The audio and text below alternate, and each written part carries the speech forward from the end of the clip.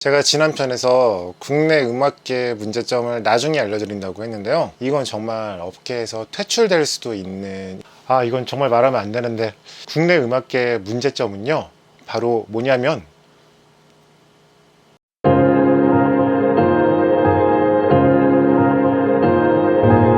기술인간. 안녕하세요. 기술과 함께하는 기술인간 여러분, 하박국입니다.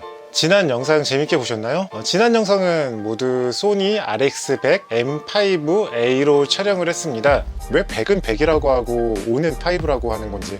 M5A를 구입한 지는 약 한 달 정도가 지났는데요. 유튜브 카메라로 M5A를 고려하시는 분들이 있을 것 같아서 이 영상을 준비하게 됐습니다.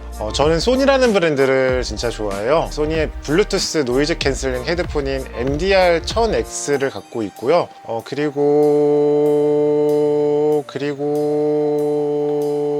이 레코더가 소니 레코더네요. 옛날에 CDP랑 이어폰은 소니 거 샀었는데 카메라로 소니를 쓴 거는 지금 쓰고 있는 RX100 M5A가 처음이에요. 그전에는 파나소닉만 썼어요. 재작년에는 그 똑딱이 카메라죠, LX100을 중고로 50만원 정도 주고 샀었어요. 작년에는 파나소닉 미러리스 카메라인 G7을 킷렌즈 포함해서 70만원 정도 주고 사용을 했습니다. 그리고 이렇게 두 개의 카메라를 구입하고 난 다음에 유튜브를 하려고 했죠. 시작하지 못했어요. 한 달 전 RX100 M5A를 한 90만원 조금 넘는 가격에 구입했습니다. 소니의 RX100 M5A는 M6와 함께 발매된 업그레이드 모델이죠. M6 모델이 M5에서 확실하게 업그레이드를 보여줬다면 M5A는 이미지 프로세서 교체와 성능 향상 정도를 제외하고는 M5와 사양이 동일합니다. 제가 지금까지 구입한 카메라를 보면서 왜 M6를 구입 안 했는지 아실 분들도 계실 것 같아요. M6는 너무 비싸요. 이 가격 무려 파나소닉 G7을 2대 구입할 수 있는 가격이에요. 사실 저는 M5A도 비싼 가격이라고 생각을 하는 편이거든요. 하지만 제가 원하는 기능이 여기에 다 몰아져 있어서 이 제품을 구입하게 됐습니다. 두 번째 이유, M5A가 화면이 더 밝습니다. M6는 24에서 200mm 화각을 제공하는 대신 조리개 값이 2.8에서 4.5로 1.8에서 2.8까지 대응하는 M5A에 비해 어둡죠. 저는 실내 인간이라서 집에서 촬영하는 일이 많을 텐데 조리개 값이 어두우면 그만큼 원하는 화질을 얻기가 어려울 것 같더라고요.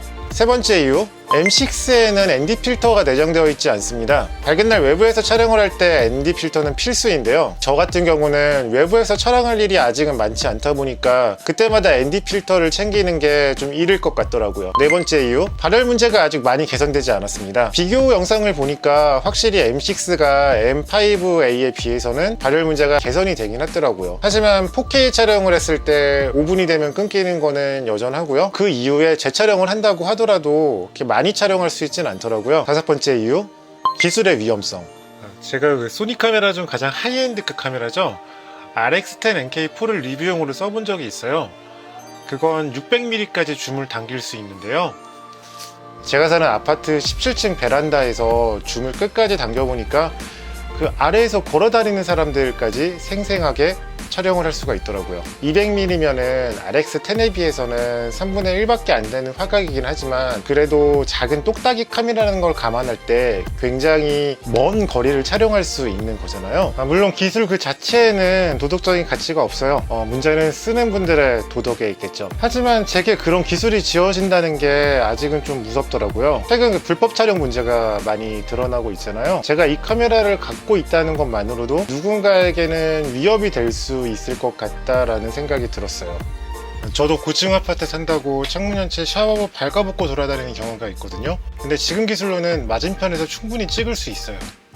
그래서 M5A로 오게 되었습니다. 그렇다면 유튜브용 카메라로 소니 R100 M5A가 어떤가? 보통 브이로그용으로 많이 추천을 하시죠? 저는 집에서 촬영할 목적으로 구입을 했고 만족하며 쓰고 있어요. 일단 RX100은 크기가 작아서 어디에든 놓을 수 있다는 장점이 있고요, 다양한 장면을 얻을 수가 있고 그 점이 굉장히 마음에 듭니다. 저는 따로 지금 레코더를 쓰고 있는데 집에서 촬영할 거라면은 특별히 그러지 않아도 될 만큼 마이크 성능도 굉장히 우수해요. 컬러 그레이딩에 욕심이 있으신 분이라면 S로그를 쓸 수 있으니까 그것도 좋은 점일 테고요. 4K 화질이 정말 좋아요. 제가 가진 다른 파나소닉 카메라는 포서드 센서를 쓰고 이건 1인치잖아요. 포서드가 1인치보다 분명히 센서 크기는 더 큰데 영상 화질은 지금 쓰고 있는 소니 RX100 M5A가 훨씬 좋아요. AF 속도도 정말 빨라서 촬영하면서 특별히 걱정을 하지 않아도 되는 것도 장점이고요. 전원 연결을 한 채로 촬영을 할 수 있다는 것도 장점입니다. 물론 이거는 이따 등장할 단점 때문에 상세가 되긴 하는데요. 단점은 역시 발열입니다.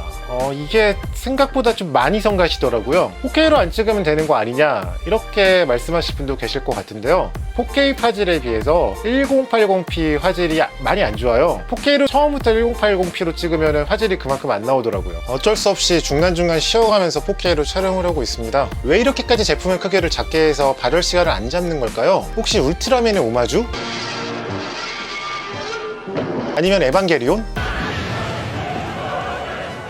저는 RX100의 크기가 지나치게 작다고 생각해요. 그립을 부착해 쓰고 있는데 여전히 그립감이 좋은 편은 아니거든요. 주머니에서 바로 꺼내 쓸 수 있다, 이게 RX100의 특징이긴 한데 솔직히 90만원짜리 카메라를 누가 그냥 생으로 주머니에 넣고 다니나요? 집에서 유튜브 찍고 쉬라고 이렇게 중간중간 부채질 해주고 그래야 굉장히 귀한 카메라인 거죠. 오늘 영상은 여기까지입니다. 소니 RX100 M5A에 대해서 더 궁금한 내용이 있으시면 댓글로 언제나 질문해주세요. 저도 더 써보고 새로 발견하는 내용들이 있으면 영상으로 만들어서 올리겠습니다. 지금까지 봐주셔서 고맙습니다. 구독과 좋아요도 부탁드리고요. 기술을 사랑하는 기술인간 여러분, 다음 영상에서 만나요.